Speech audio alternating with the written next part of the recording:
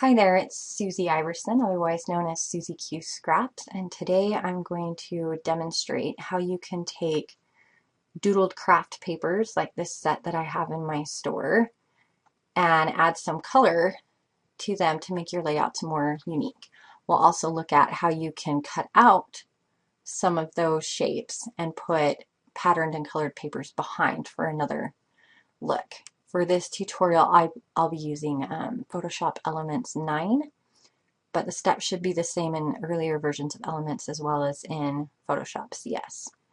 So I've created a new document, 12 by 12 at 300 dpi, and I'm going to be using my magic wand tool. So it's this little wand with a burst behind it or the letter W on your keyboard. And my settings, I've got Add to Selection selected. I've got the tolerance at 32, that's the default, and then I've got anti-alias and contiguous checked. So what I'm going to do is zoom in so you can see a little bit better. I've got my magic wand, and let's say I want to change this star right here.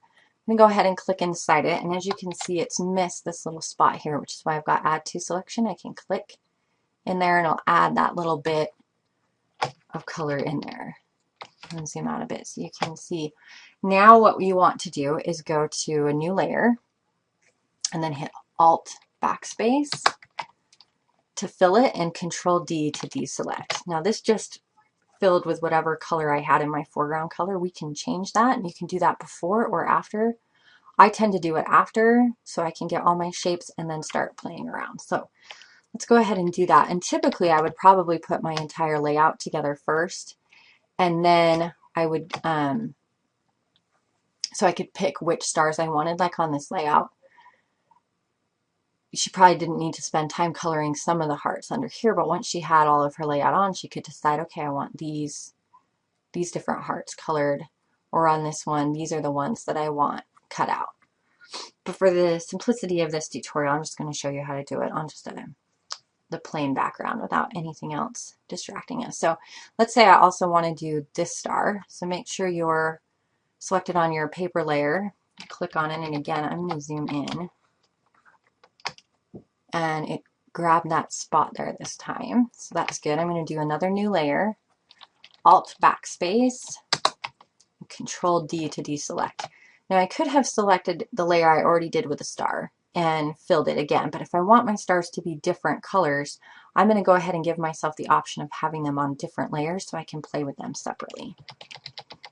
And zoom out again, let's pick just one more star, maybe this one down here. So select your paper layer, select the star, zoom in so you can make sure that you got all the different pieces. I'm going to click right in there. And then again, a new layer, Alt Backspace, Control D.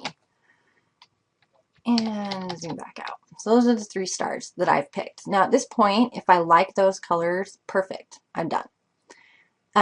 If I want some of that craft paper showing through, having troubles with my space bar today. Okay, then I could select this layer and then play with the opacity, and if I turn that down just a bit, I could let some of that paper layer come through, or you can also play with the blending modes.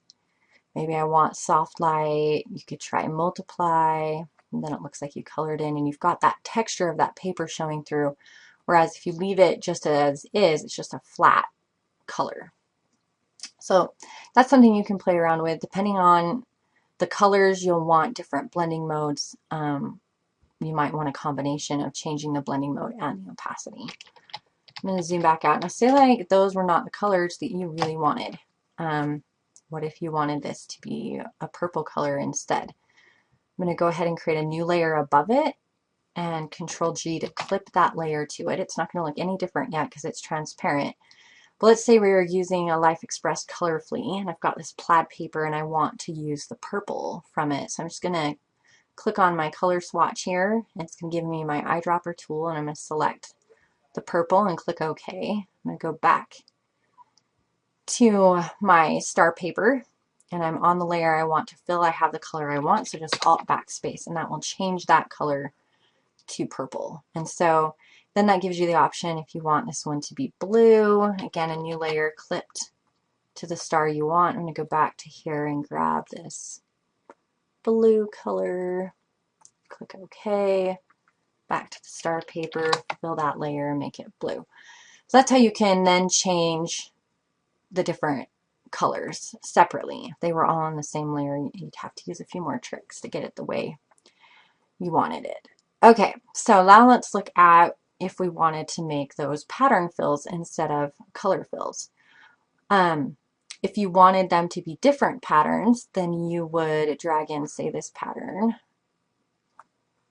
and we're going to clip it to this blue that's already clipped to this green star, and it's going to add a plaid shape here. And I could grab another pattern paper, maybe if it'll let me. Here we go. Let's go ahead and drag this one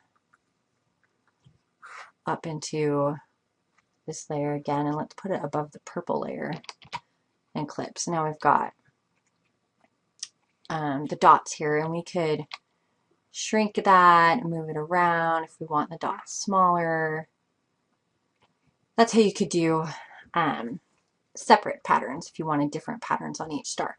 Now if I wanted my stars to all be the same pattern, I'm going to go ahead and delete these extra layers.